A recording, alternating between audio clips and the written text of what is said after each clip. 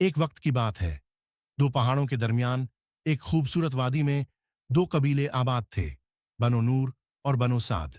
دونوں قبیلے بہادری میں مشہور تھے، مگر برسوں سے وہ ایک پرانے زیتون کے درخت کی زمین پر جھگڑتے چلے آ رہے تھے۔ درخت بہت قدیم تھا، اس کا تنا مڑا ہوا اور پتے ہرے بھرے تھے۔ کسی کو نہیں معلوم تھا کہ اسے کس نے لگایا، لیکن دونوں قبیلے اسے اپنی ملکیت کہتے تھے۔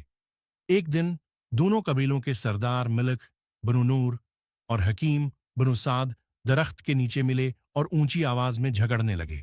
ملک بولا، اگر تم نے ہمیں یہ درخت نہ دیا تو ہم اسے زبردستی لے لیں گے۔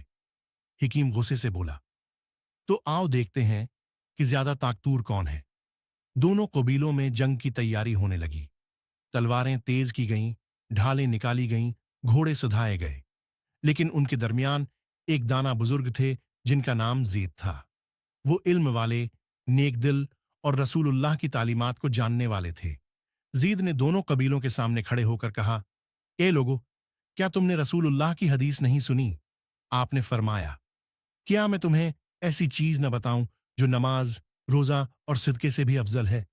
صحابہ نے عرض کیا، جی ضرور۔ تو آپ نے فرمایا، لوگوں کے درمیان صلح کرانا۔ یہ سن کر سب خاموش ہو گئے۔ زید نے کہا، یہ درخت تو اللہ کا عطیہ ہے، اس کے سائے میں دونوں قبیلوں کے بچے کھیلتے ہیں، اس کے پھل سے دونوں کا رزق بنتا ہے، تو پھر جھگڑا کیسا؟ اسی وقت بنو سعد کا ایک چھوٹا بچے آگے آیا اور بولا، میری امی ان زیتونوں سے کھانا بناتی ہیں، ہم سب اس سے فائدہ اٹھاتے ہیں، ہمیں جنگ نہیں چاہیے، ہمیں امن چاہیے۔ یہ بات سن کر سب کے دل نرم ہو گئے۔